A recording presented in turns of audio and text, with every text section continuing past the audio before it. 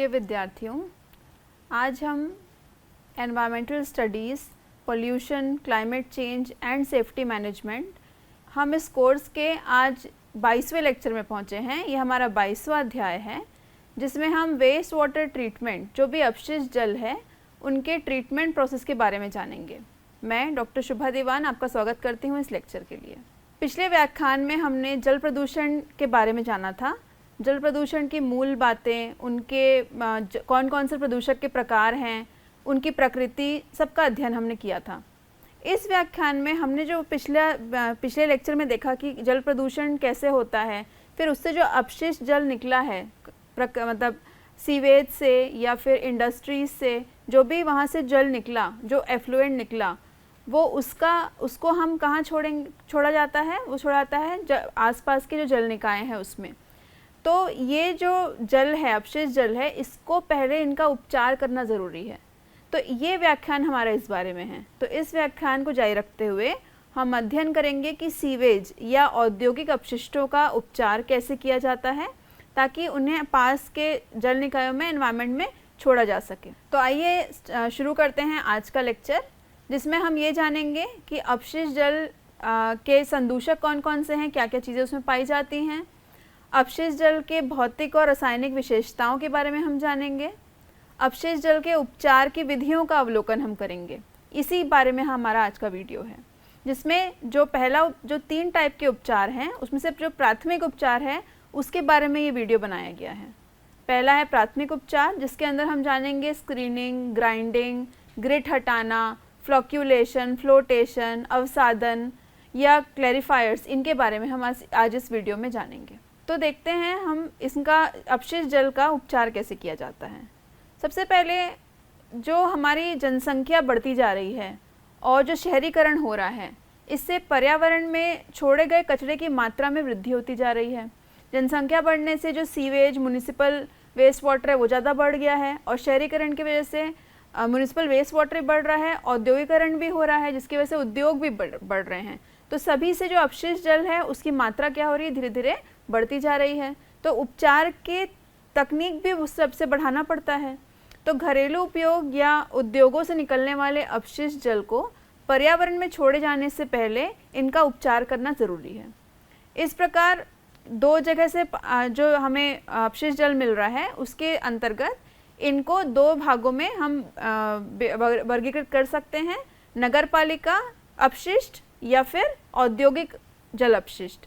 तो इनके 2 रूप में इनका वर्गीकरण किया गया है, और ये अपशिष्ट जल निकायों में निर्वहन से पहले उपचार प्रक्रियाओं से गुजरते हैं। जो अभी हमने बात किया 2 अपशिष्ट, जो एक म्युनिसिपल अपशिष्ट है घरों से और आसपास की जगह से, और एक है जो उद्योगों से निकल रहा है।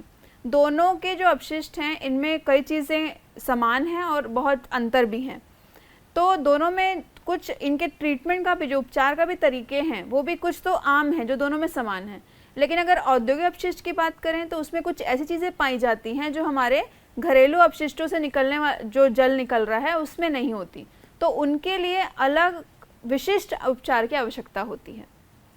तो हमारा जो ये उद्देश्य है, जो आज हम पढ़ रहे हैं, कि उपचार संयंत्र जो हैं, जो वाटर ट्रीटमेंट प्लांट्स हैं, या वेस्ट वाटर को जो ट्रीट किया जा रहा है, उपचार किया जा रहा है, इसका मुख्य उद्देश्य क्या है, क्यों हम इसका ट्रीटमेंट कर रहे हैं। तो 3 इसके उद्देश्य हैं। पहला उद्देश्य है जो प्राप्त वाटरशेड में घुलित ऑक्सीजन है उसको कमी से बचाना। जो अपशिष्ट जल है, जब भी ये छोड़ा जाएगा किसी एनवायरनमेंट में या जल निकाय में, तो हम उसका जो ऑक्सीजन लेवल है, जो घुलित, हमने पिछले वीडियो में देखा था डिजॉल्व्ड ऑक्सीजन, तो वो घुलित ऑक्सीजन में कमी आ जाती है, तो उसकी बहुत कम ना हो, ये से हम बचाएंगे। दूसरा है प्रदूषकों को ख़त्म करना। अपशिष्ट जल में बहुत ज़्यादा प्रदूषक हैं, तो उनको हमें कम या ख़त्म करने की ज़रूरत है, तभी वो एनवायरनमेंट में छोड़े जा सकते हैं। और तीसरा है, उसमें पैथोजेंस भी बहुत सारे हैं, रोगजनक भी बहुत सारे हैं। तो रोगजनक को दूर करने के लिए जैविक कचरे को हटाना या कम करने की आवश्यकता है, और इन्हीं के तहत हम इसका उपचार करते हैं। तो आइए जानते हैं सबसे पहले कि जो अपशिष्ट जल है उसमें क्या क्या संदूषक, क्या क्या चीज़ें पाई जाती हैं, जिन दूषित पदार्थों को अपशिष्ट जल से हटाने की आवश्यकता है। वो जब हटेंगे तभी वो जल छोड़ा जा सकता है कहीं पे। तो हम देखते हैं कौन कौन से प्रदूषक इसमें पाए जाते हैं। सबसे पहले है सबसे कॉमन जो हम जानते हैं निलंबित ठोस, जो पानी छोड़ा गया उसमें घरेलू जगह से या आसपास से जो अपशिष्ट निलंबित ठोस सस्पेंडेड सॉलिड्स आ गए हैं। ज़्यादा मूल कहाँ से है इनका, कहाँ से आए हैं? घरेलू अपशिष्ट में भी पाए जाते हैं और औद्योगिक अपशिष्ट में भी पाए जाते हैं। और ये पर्यावरणीय महत्व क्या है इनका, ये क्या कर रहे हैं, क्यों इनको हटाना पड़ रहा है? क्योंकि ये जलीय वातावरण में कीचड़ जमा कर देंगे और एनारोबिक कंडीशंस, जो अवायवीय स्थितियाँ एक्वेटिक एनवायरनमेंट में पानी की जगह पे, वहाँ पे ये एनारोबिक कंडीशंस बना देंगे। तो इनको जल्द से पहले हटाना ज़रूरी है। दूसरा है बायोडिग्रेडेबल ऑर्गेनिक्स। ये भी कहाँ से आए हैं? घरेलू अपशिष्ट और औद्योगिक दोनों में पाए जाते हैं। और ये क्या करेंगे? डिग्रेडेशन कॉज करते हैं, बायोलॉजिकल डिग्रेडेशन कॉज करेंगे, इसी को हम जैविक क्षरण बोलते हैं। तो ये जैविक क्षरण का कारण बनता है और पानी में मौजूद ऑक्सीजन का ही सेवन करके पानी के ऑक्सीजन को कम कर देगा। तीसरा है विघटित अकार्बनिक ठोस। ये भी कहाँ से आए हैं? घरेलू या औद्योगिक अपशिष्ट से आए हैं। और ये हटाने की ज़रूरत क्यों है? क्योंकि जो एफ्लुएंट निकला, जो प्रवाह आपका उपचार के बाद जो अपशिष्ट जल का उपचार हो गया, जो प्रवाह निकला है, उसका हम दोबारा उपयोग अगर करना चाहते हैं तो उसके उपयोग में यह हस्तक्षेप करेगा। तो इसलिए इनको हटाने की आवश्यकता होती है। अब है रोगजनक और प्रदूषक हैं। जैसे रोगजनक उनको ज़रूरी है क्योंकि ये कई बीमारियों का कारण बनेंगे और इनका मूल भी है। ज़्यादातर ये कहाँ से आ रहे हैं? घरेलू अपशिष्ट से आ रहे हैं। उसके बाद है पोषक तत्व। पोषक तत्व जो न्यूट्रिएंट्स हैं वो भी क्या काम करते हैं? अगर ये ज़्यादा बढ़ जाएं पानी में तो ये क्या करेंगे? यूट्रोफिकेशन। फॉस्फेट और नाइट्रेट की मात्रा अगर ज़्यादा हो जाएगी तो ये क्या काम करेंगे? यूट्रोफिकेशन का कारण बनते हैं। तो इनको भी हटाना ज़रूरी है। तो ये भी कहाँ पाए जा रहे हैं? घरेलू और औद्योगिक अपशिष्ट दोनों में ही ये पोषक तत्व पाए जाते हैं। इसके अलावा भारी धातु, जो हमने पढ़ा है, भारी धातु बहुत से धातुएं हैं जो टॉक्सिसिटी कॉज करती है, जो धातु की विषाक्तता लाती है और उनका कारण बनती है। ज़्यादातर कहाँ से आएंगी भारी धातु? ये औद्योगिक अपशिष्ट में ज़्यादा पाई जाती हैं। जितनी माइनिंग इंडस्ट्रीज़ हैं या ऐसा कोई इंडस्ट्री जहाँ पे कुछ भी धातुओं का काम है तो उनके खनन हो रहा है, उनके जो अपशिष्ट हैं इंडस्ट्रीज़ के, औद्योगिक अपशिष्ट हैं, वहाँ ये धातुएं ज़्यादा पाई जाती हैं और इसे धातु की विषाक्तता का कारण बनती हैं। और हमने देखा ही है कि तरह तरह की बीमारियों का भी ये कारण बनती हैं और इसीलिए इनको हटाना बहुत ज़रूरी है। तो अभी हमने देखा कि क्या क्या चीज़ें इसमें पाई जाती हैं और किन किन चीज़ों को हटाने की आवश्यकता है।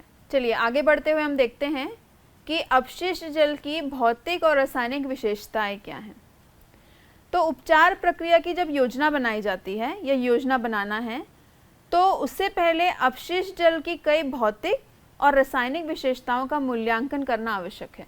हमें देखना पड़ेगा कि उसमें क्या चीज़ें कितनी मात्रा में पाई गई हैं और उस हिसाब से आपकी योजना आप बना सकते हैं, किस तरह का उपचार की ज़रूरत है किस जल को। तो यहाँ हम देख सकते हैं कि जो भी हमने अभी पढ़ा कि क्या क्या चीज़ें वहाँ पे पाई जाती हैं, उनका मात्रा कितनी है। जैसे सॉलिड है, डिज़ोल्व्ड सॉलिड है, टोटल डिज़ोल्व्ड सॉलिड है, उनकी मात्रा कितनी है। तो वो मात्रा के हिसाब से अगर वो 850 TDS की वैल्यू आपकी 850 आ रही है, मतलब आपका कंसंट्रेशन बहुत ज़्यादा है, तो आपको उस हिसाब से आपको करना पड़ेगा आपके उपचार की तकनीक का डिज़ाइनिंग।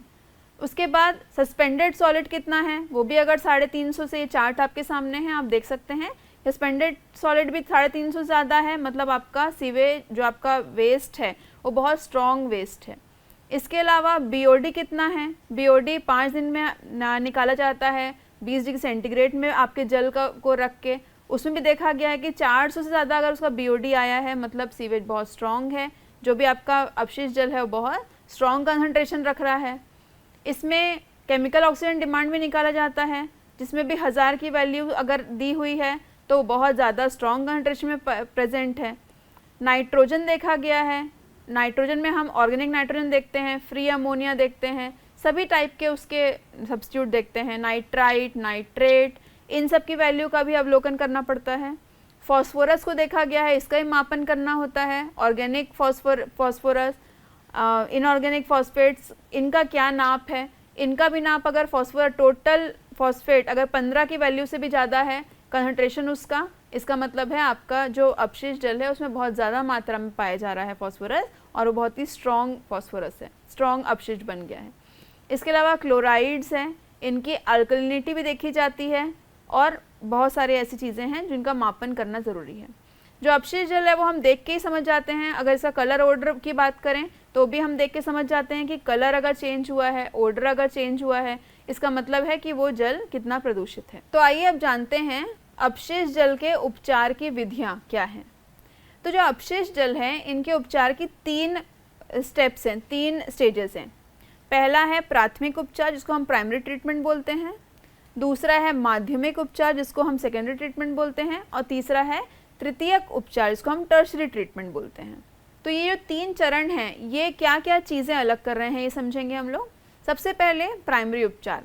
आपके अपशिष्ट जल में जितने भी निलंबित ठोस आए हैं, अकार्बनिक कचरे हैं, बड़ी चीज़ें हैं, पेपर है, लकड़ी है, ये सब को पहले आपको अलग करना पड़ेगा, तभी वो आपका अपशिष्ट जल उपचार के लिए आगे जा सकता है। तो प्राथमिक उपचार का काम क्या हुआ? सीवेज से बड़े निलंबित ठोस और अकार्बनिक कचरे को हटाना।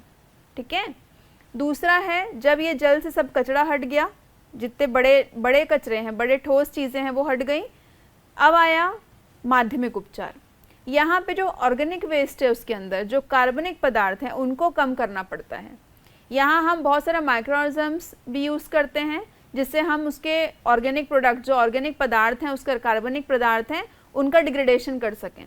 तो बायोलॉजिकल डिग्रेडेशन किया जाता है जिससे जो भी पैदा हुआ है उसके अंदर जो भी कार्बनिक पदार्थ हैं वो नष्ट हो जाएं। इसके बाद आता है तृतीयक या टर्शरी ट्रीटमेंट। इसमें रासायनिक प्रक्रिया की जाती है। ज़्यादातर ये तब किया जाता है जब इस पानी का जो भी अपशिष्ट जल से जो ट्रीटमेंट के बाद जो पानी निकला है, इसको हम एफ्लुएंट बोल रहे हैं, ये पानी का पुनः उपयोग होना है। तो उसके लिए हमें क्या करना पड़ेगा? टर्शरी ट्रीटमेंट करना पड़ेगा, उसको और साफ़ करना पड़ेगा, तब उसका पुनरुपयोग कर सकते हैं। तो इस प्रकार हमारे पास 3 टाइप के उपचार हैं। पहला है प्राथमिक उपचार, दूसरा है माध्यमिक उपचार और तीसरा है तृतीयक उपचार। तो आज के इस वीडियो में हम पढ़ेंगे प्राथमिक उपचार के बारे में। प्राइमरी ट्रीटमेंट कैसे किया जाता है, कौन कौन से उसके अंदर तकनीक का यूज़ किया जाता है, और अगले वीडियो में हम आगे के 2 उपचार के बारे में जानेंगे। तो आप यहाँ देख सकते हैं ये कंप्लीट एक ट्रीटमेंट का प्रोसेस कि ये तीनों ही ट्रीटमेंट कैसे किए जाते हैं। पहला, प्राइमरी उपचार में क्या समझा हमने? जो भी ठोस निलंबित पदार्थ हैं, जितने बड़ी चीज़ें हैं, उसको पानी से पहले हटाना है। ठीक है। तो सबसे पहले तकनीक कहाँ से शुरू होगी? आपका जो सीवेज आया है, जो रॉ सीवेज है, वो कहाँ पे जाएगा? इसमें आता है प्राइमरी ट्रीटमेंट के अंदर आएगा स्क्रीनिंग, हम आगे पढ़ेंगे, ग्राइंडिंग, ग्रिड चैम्बर, ये सब आएगा। सबसे पहले जो रॉ सीवेज है कहाँ जाएगा? स्क्रीन, बड़े पदार्थ हट जाएंगे। उसके बाद जाएगा कम्युनेटर, जहाँ पे ग्राइंडिंग होगी उनकी। जो बड़े पदार्थ हैं अगर वो बहुत बड़े हैं तो उसको पहले छोटे टुकड़ों में तोड़ा जाएगा। कम्यूटर से वो जाएगा ग्रिड चैम्बर में। ग्रिड का मतलब है जो सैंड है, रेत है, छोटे छोटे पार्टिकल्स हैं, वो सब अलग किए जाएंगे। उसके बाद जो पानी है, जो सभी चीज़ें नीचे बैठ गई, जो पानी है उसको भेजा जाएगा आगे क्लैरिफायर्स में स्पष्टीकरण करने के लिए, जहाँ पे क्या होगा, जो भी कचरा है वो नीचे बैठ जाएगा और ऊपर होगा जो अपशिष्ट जल है बस, और नीचे सारा कचरा बैठ जाएगा। ये जो कचरा, ये कीचड़ बैठा है, इसको हम बोलते हैं स्लज, जो आप देख सकते हैं स्लज। और ये स्लज जो है वो आ जाएगा आगे ट्रीटमेंट, सेकेंडरी ट्रीटमेंट के लिए, उसको जाएगा डाइजेशन के लिए। और जो आपका पानी है अब आता है सेकेंडरी ट्रीटमेंट। तो प्राइमरी ट्रीटमेंट में क्या हुआ? सारा कचरा हट गया, क्लैरिफायर तक पहुंच गए हैं हम लोग। अब आपका जो एफ्लुएंट है, जो भी जल यहाँ से निकला है प्रवाह से, वो जाएगा आगे एरेशन टैंक के लिए, वहाँ से जाएगा सेकेंडरी क्लैरिफायर में, और फिर उसका टर्शरी ट्रीटमेंट होके उसको छोड़ दिया जाएगा। जो भी सरफेस वाटर है, जो पानी ऊपर आया है, उसको हम बाहर छोड़ सकते हैं। और जो नीचे हमने देखा था कीचड़ बैठा था, वो उसको डाइजेस्ट करना ज़रूरी है, तो उसका अलग ट्रीटमेंट होगा, उसका अलग डिस्पोजल होगा। तो यहाँ पे हुआ सेकेंडरी ट्रीटमेंट। तो प्राइमरी ट्रीटमेंट हमने सारा चीज़ें हटा लिया, जो बड़े बड़े चीज़ें थी उसमें हटा लिया, कोर्स पार्टिकल थे, और सेकेंडरी ट्रीटमेंट में माइक्रोऑर्गेनिज्म डाल के उसको स्वच्छ कर लिया। टर्शरी में कुछ और केमिकल डालते हैं, केमिकल डाल के उस पानी को और साफ़ बनाते हैं ताकि उसको हम पुनः उपयोग कर सकें या जल निकायों में छोड़ सकें। तो देखते हैं, हम अभी शुरू करेंगे अपशिष्ट जल का प्राथमिक उपचार। तो अपशिष्ट जल में विभिन्न आकृतियों और आकारों के विभिन्न प्रकार के ठोस पदार्थ पाए जाते हैं। प्राथमिक उपचार अपशिष्ट जल उपचार का प्रारंभिक चरण है। सबसे पहला चरण है ये, जहाँ पे हम क्या कर रहे हैं? बड़े ठोस कणों को हटा दे रहे हैं। जो बाद में उपचार प्रक्रिया में हस्तक्षेप कर सकते हैं। जो भी पानी बाहर से बह के आ रहा है वो सब कचरा, आसपास का कचरा भी लेके आ रहा है, कुछ चीज़ें उसमें आ गई हैं जो ठोस हैं, बड़ी हैं, जो हमारे ट्रीटमेंट प्रोसेस में क्या करेंगी, उनको रोकेंगी। तो इसलिए पहले इनको हटा देंगे और यही काम है प्राथमिक उपचार का, जिसके अंदर हम क्या कर रहे हैं, स्क्रीनिंग, पीसना, ग्राइंडिंग बोलते हैं, ग्रिट हटाना, सेडिमेंटेशन या अवसादन बोलते हैं, ये सब हम आगे देखेंगे। तो पहला है स्क्रीनिंग। स्क्रीनिंग का काम है अपशिष्ट जल, ये सबसे पहला ऑपरेशन है जो अपशिष्ट जल में किया गया है, और ये करता ये है कि ये भौतिक रूप से कागज़, प्लास्टिक, लकड़ी, बोर्ड और भी जो मोटे ठोस पदार्थ हैं उनको निकाल देता है। तो ये क्या करेंगे, अगर ये रह गए तो क्या होगा, जो आगे की प्रोसेस है, जो पाइप आगे जाने वाला है, तो पाइप के काम में रुकावट डालेगा या पंपों को नुकसान पहुंचाएगा, या जो भी आगे की उपचार की जो डाउनस्ट्रीम प्रोसेस है, जो आगे जो उपचार करना है उसको अगर सुचारू रूप से चलाना है तो क्या करना पड़ेगा, ये बड़ी वस्तुओं को हटाने की आवश्यकता होती है, और ये काम करता है स्क्रीन। स्क्रीन क्या है, स्क्रीन स्टील बार की झुकी हुई समानांतर पंक्तियाँ होती हैं जो शारीरिक रूप से बड़े ठोस पदार्थों को हटाती हैं। इसके बहुत सारे स्क्रीन पाए जाते हैं, फाइन स्क्रीन है, फिक्स्ड स्क्रीन है, मूविंग स्क्रीन है। तो हम यहाँ देखेंगे कि एक स्क्रीन है जहाँ पे बार स्क्रीन है, वहाँ पे क्या किया गया है, जो स्टील के बार्स हैं, स्टील के बार्स को ऐसे समानांतर रूप से जमाया गया है। अगर ये अपशिष्ट जल का प्रवाह है और आपने स्क्रीन ऐसा रखा है तो क्या होगा, यहाँ पे जितने भी ठोस पदार्थ है वो यहाँ पे रुक जाएंगे, और ये बार पतले पतले जगह हैं, समानांतर रूप से दूर दूर हैं, तो वहाँ से वो बड़े पदार्थ अंदर नहीं जा सकते। तो जो जल है वही सिर्फ पास होगा, और जो बड़े चीज़ें हैं, जो सस्पेंडेड सॉलिड हैं, जो बड़े सॉलिड्स हैं, वो यहीं पे रुक जाएंगे। ठीक है। अब फाइन स्क्रीन क्या होता है, फाइन स्क्रीन यहीं पे एक मेस लाइक स्ट्रक्चर है, बारीक बारीक और फाइन मेस लाइक स्ट्रक्चर बनाया जाता है, और वो जो तारनुमा स्ट्रक्चर है वो लगाया गया है, तो उसको बोलते हैं फाइन स्क्रीन। और एक हो गया बार स्क्रीन। तो मेनली काम क्या हुआ इन स्क्रीन का कि ये रास्ते में है, एक एंगल में इनको फिक्स किया गया है ताकि जो भी जल वेस्ट वाटर आ रहा है उसके सॉलिड्स पार्टिकल यहीं पे रुक जाएंगे। तो हटाए गए ठोस जो यहाँ बच गए हैं, जिसे हम स्क्रीनिंग या रैकिंग्स कहते हैं, इनके रूप में जाना जाता है, और कार्बनिक पदार्थों से लिपित होते हैं। इतने सीवेज से आए हैं तो इनके ऊपर कोटिंग बन जाती है कार्बनिक ऑर्गेनिक प्रोडक्ट्स की, जो कि स्वास्थ्य के लिए बहुत खतरनाक होते हैं। तो इसीलिए जो ये चीज़ें बच गई हैं, जो स्क्रीनिंग होके स्क्रीनिंग्स आपके पास हैं, इसको आपको क्या करना पड़ेगा, इसकी डिस्पोजल की प्रक्रिया बहुत सुचारू रूप से होनी चाहिए, इसको कहीं ना कहीं अच्छे से ख़त्म करना है। तो इन स्क्रीनिंग में किए गए ठोस पदार्थों को सैनिटरी लैंडफिल्स में दबाया जाता है, डिस्पोज किया जाता है, या भस्म, जैसे इंसिनरेशन बोलते हैं, इंसिनरेशन या भस्म किया जाता है ताकि वो पूरी तरीके से ख़त्म हो जाए। इसके अलावा एक चीज़ और कर सकते हैं कि जो ये बड़े पदार्थ हैं, आगे इसके साथ स्क्रीनिंग के साथ साथ आगे हम देखेंगे एक चीज़ ग्राइंडर, कमिटर, ये जुड़ा है, तो वो ये भी कर सकते हैं कि वैकल्पिक रूप से कि जो स्क्रीनिंग जो आया है आपके पास उसको कमिटर के माध्यम से पारित छोटे टुकड़ों में पीसा जाता है, कट कर दिया जाता है, और वो वापस से पानी में छोड़ा जाता है ताकि वो आगे के प्रोसेस में अलग कर दिया जा सके।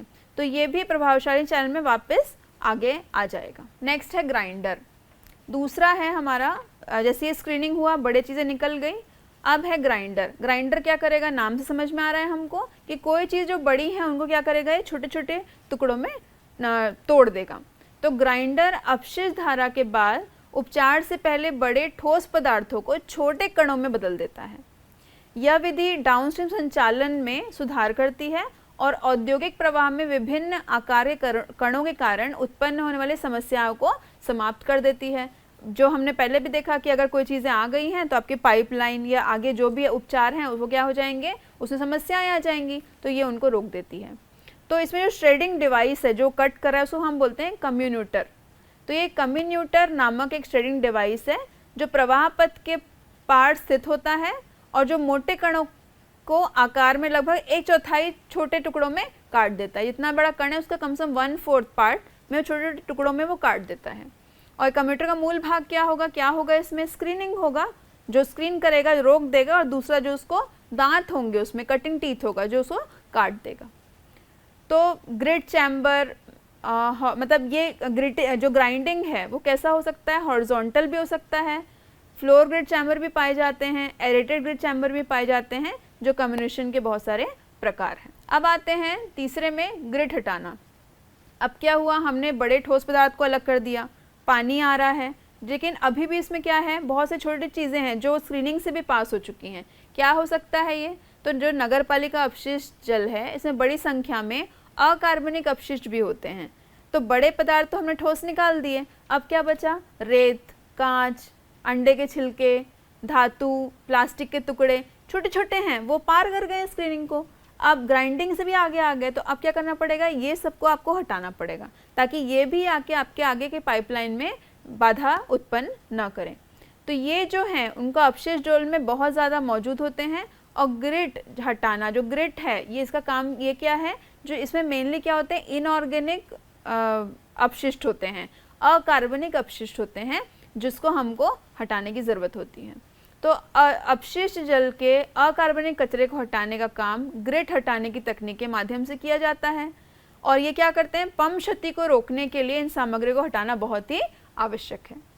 तो ग्रिट हटाने के लिए क्या होता है, ग्रिट हटाने के लिए चैम्बर्स हैं ग्रिट के, और यहाँ पे ग्रिट हटाने की सुविधा में बड़े चैनल क्षेत्र होते हैं, और इसमें जो जल है वो उसको प्रवाह को कम कर जाता है। तो कम प्रवाह में क्या होगा, ग्रिट को व्यवस्थित करने की अनुमति देता है कम प्रवाह, और इसके कारण जो ग्रिट है वो नीचे धीरे धीरे जमा हो जाता है। जो सैंड है, आप सोचिए अगर पानी बह रहा है, आपने प्रवाह को धीरे कर दिया तो क्या होगा, जो भी छोटे छोटे कचरे हैं उनको वो क्या होगा, धीरे धीरे नीचे बैठ जाएंगे। और बाद में यांत्रिकी मैकेनिकल स्क्रैपर्स होते हैं, यांत्रिक स्क्रैपर्स होते हैं, जो वो ग्रिट को क्या करेंगे, वहाँ से हटा देंगे। तो ग्रिट चैम्बर जो है वो काम, उसने क्या काम किया, जल के जो छोटे छोटे कचरे थे, सैंड है जो बैठ सकते हैं, सेडिमेंट हो सकते हैं, उनको अलग कर दिया। और अब हमारे पास आगे जाएगा, बाकी पानी जो अपशिष्ट है वो आगे जाएगा। तो जो ग्रिट चैम्बर है उसको कई बार एरेशन भी किया था, उसमें थोड़ा सा एयर भी छोड़ा जाता है। और ये क्या करते हैं, ग्रिट चैम्बर्स को वातित या एरेटेड भी किया जा सकता है, जो भारी ठोस पदार्थों को साफ करता है, और अक्सर तेल, ग्रीस, ये सब भी जो है उनको भी हटाने का काम करता है। तो उसके लिए भी हम ये एरेशन का इस्तेमाल, एयर छोड़ने का इस्तेमाल कर सकते हैं। जिससे तेल और ग्रीस भी क्या करेगा, धीरे जब उसमें हवा आएगी तो क्या होगा, एयर आएगा, तो तेल और ग्रीस ऊपर सतह में, सरफेस में जमा हो जाएगा, और उसको भी हम अलग धीरे से एकत्रित किया जा सकता है। तो ग्रिट चैम्बर में हमने क्या किया, ग्रिट हटाने का काम क्या किया, जो भी सैंड वैंड था वो बैठ गया। अगर आप एरेशन कर रहे हैं, तेल वेल भी, थोड़ा तेल है, ग्रीस है, ऑयल है, ये सब भी धीरे से अलग किया जा सकता है। तो जो ग्रिट है ये दो टाइप से काम कर सकते हैं, दो इसके मॉड्यूल्स तरीके हैं काम करने के। एक है हॉरिजॉन्टल ग्रिट, जहाँ पे हॉरिजॉन्टली ऐसे है, धीरे चैम्बर बना हुआ है, पानी जाएगा, धीरे धीरे प्रवाह कम कर दिया है, चीज़ें अपने आप नीचे बैठ जाएंगी।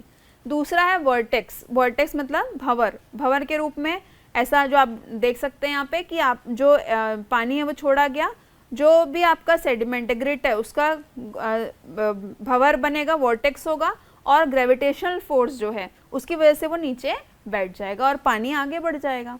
तो भंवर विभाजक सबसे अधिक इस्तेमाल किए जाने वाली प्रणालियां हैं, और दोनों अवसाधन पर आधारित है, सेडिमेंटेशन पर डिपेंड करता है ये।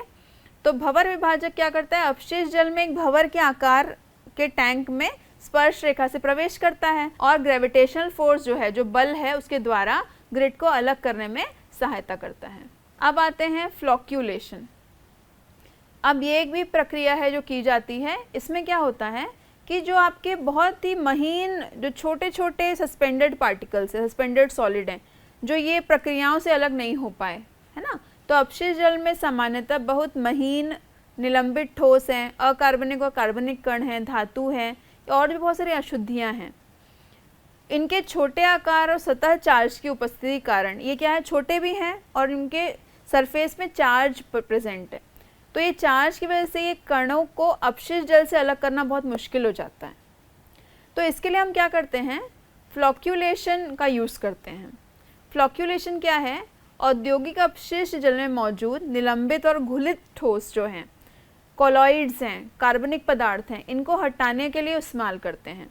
और ये ठोस तरल पृथक्करण प्रक्रिया में से एक है, सॉलिड लिक्विड सेपरेशन में इसकी प्रक्रिया में से एक है ये फ्लॉक्यूलेशन। फ्लॉक्यूलेशन में क्या होगा, फ्लॉक्यूलेशन कुछ केमिकल्स भी डाले जाते हैं इसमें कई बार, तो फ्लॉक्यूलेटिंग एजेंट्स बोलते हैं इनको। तो फ्लॉक्यूलेटिंग एजेंट्स डाले जाते हैं जिसके कारण निलंबित कण जो सस्पेंडेड सॉलिड्स हैं, जो बहुत छोटे आकार के हैं, वो एग्रीगेट बना लेंगे और बड़े आकार के फ्लॉक्स बनाते हैं। जो बड़े क्या हुआ, ये जो छोटे छोटे कण थे, जब भी हमने फ्लॉक्यूलेटिंग एजेंट डाला वो क्या किया, आपस में वो मिलने लग गए और वो बड़े से फ्लॉक्स बना लिए। अब ये जो बड़े हो गए हैं तो हम उसको आसानी से अलग कर सकते हैं।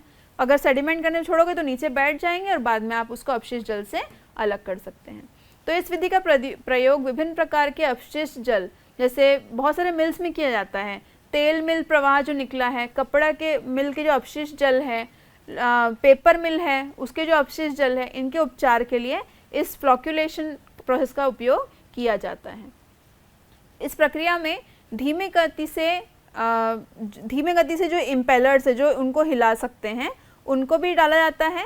तो धीमी गति से जो साधनों है, इम्पेलर्स है, जो हिलाने के साधनों से सुसज्जित बेसिन में होता है और छोटे ठोस पदार्थों को यांत्रिक टकराव या विद्युतीकरण, इलेक्ट्रोस्टैटिक फोर्स, विद्युत रासायनिक घटनाओं द्वारा बड़े कणों की ओर आकर्षित करने का कारण बनता है। अब आते हैं फ्लोटेशन। फ्लोटेशन क्या टेक्निक है? तो फ्लोटेशन तकनीक का उपयोग स्क्रीनिंग किए गए प्रवाह से बहुत कम घनत्व वाले, बहुत लो डेंसिटी, अभी भी कुछ में सॉलिड रह गया है, बहुत फाइन फाइबर्स हैं, तो या तेल वाले ऑयल बेस्ड जो कचड़े हैं, इसके स्पष्टीकरण के लिए भी हम इसको ये वाला प्रोसेस को यूज़ कर सकते हैं। पानी से बहुत ही करीब है घनत्व जो आप कण जिसको अलग करना चाह रहे हैं, तो उसको सामान्य सेडिमेंटेशन से अलग करना बहुत मुश्किल है। उसका डेंसिटी पानी के बराबर हो गया है, तो वो क्या करेगा, वो बैठेगा ही नहीं, वो सेडिमेंट नहीं होगा। आपको उसका पृथक्कीकरण करना बहुत मुश्किल होगा या फिर बहुत अधिक समय लगेगा। तो फ्लोटेशन प्रक्रिया इस तरह से, इसमें हम करते क्या हैं, हवा के एयर छोड़ा जाता है, उसमें एयर के इंजेक्शंस डाले जाते हैं, जिससे छोटे छोटे बुलबुले निकलेंगे। तो करीबन 0.1 मिलीमीटर से भी कम के छोटे छोटे बुलबुले इसमें हवा के धीरे धीरे निकलेंगे।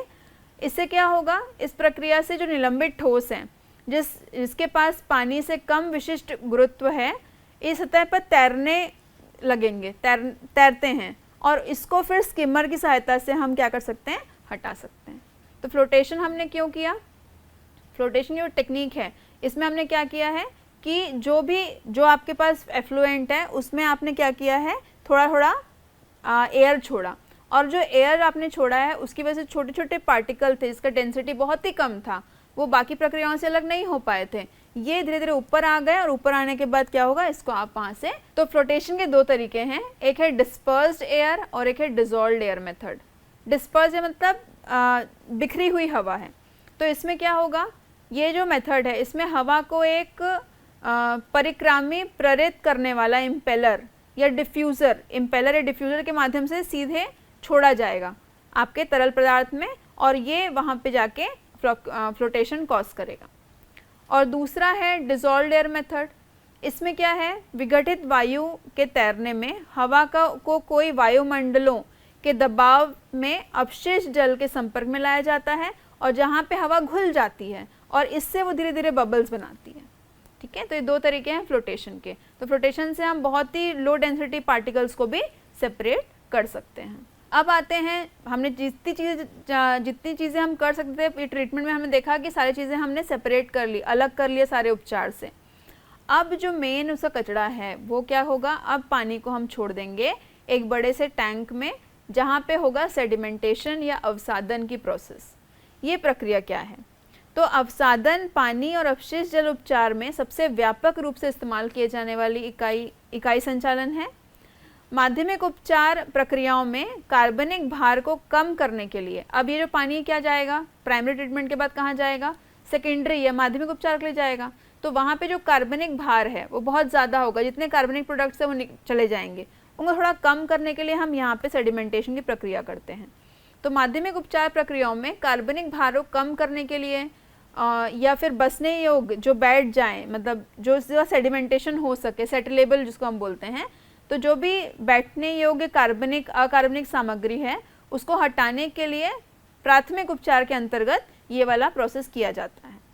तो अवसादन वो प्रक्रिया है जिसके द्वारा निलंबित ठोस है, जो पानी से भारी होते हैं और आम तौर पर सेटलेबल होते हैं, हटा सकते हैं, तो उसके लिए किया जाता है। कणों को कीचड़ बनाने के लिए टैंक के फर्श पर गुरुत्वाकर्षण करने की अनुमति देकर निलंबन से हटाया जा सकता है। आप क्या करेंगे, हम क्या करेंगे, जहाँ पे वहाँ पे सेडिमेंटेशन होगा टैंक में छोड़ दिया, धीरे धीरे क्या होगा, जो भी चीज़ें उसमें बची हैं वो सब जाके नीचे बैठ जाएंगी। जो चीज़ें नीचे बैठ गई उसको हम बोलते हैं स्लज या फिर कीचड़ हिंदी में। और ये टैंक है, इसका हम यूज़ कर रहे हैं सेडिमेंटेशन के लिए, इसको बोलते हैं क्लैरिफायर। तो क्लैरिफायर क्या है, क्लैरिफायर द्वारा जमा किए जा रहे ठोस पदार्थों को निरंतर हटाने के लिए डिज़ाइन किए गए टैंक्स हैं। ये व्यवस्था है, बड़े बड़े टैंक्स हैं जहाँ से चीज़ें क्या होगी, धीरे धीरे हटेंगी और बाद में जो स्लज बैठा है, जो नीचे आपके कीचड़ बैठा है, उसको क्या कर सकते हैं, हम वहाँ से हटा सकते हैं।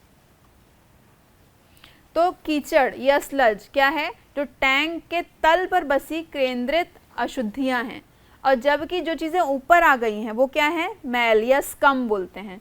तो पानी में सतह पर तैरने वाले कण क्या है, स्कम, दोनों ही हम हटा सकते हैं। जैसे हमको एक जल मिलेगा जिसको हम सेकेंडरी ट्रीटमेंट के लिए आगे भेज सकते हैं।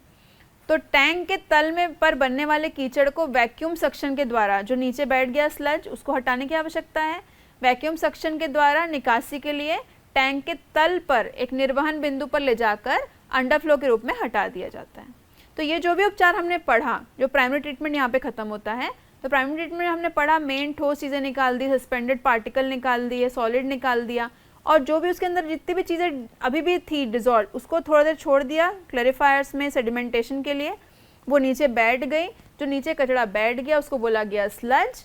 और इस प्रक्रिया, जो उपचार है, इसमें जो भी आने वाले अवशेष जल हैं वो उनके बीओडी में 20 से 30% की कमी आती है, और कुल निलंबित ठोस पदार्थों में लगभग 50 से 60% ये उपचार उसको कम कर देता है।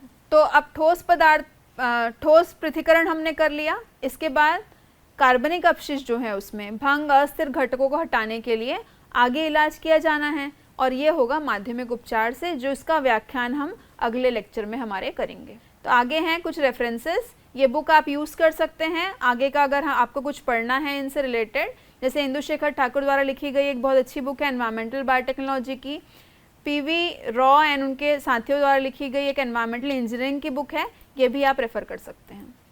धन्यवाद।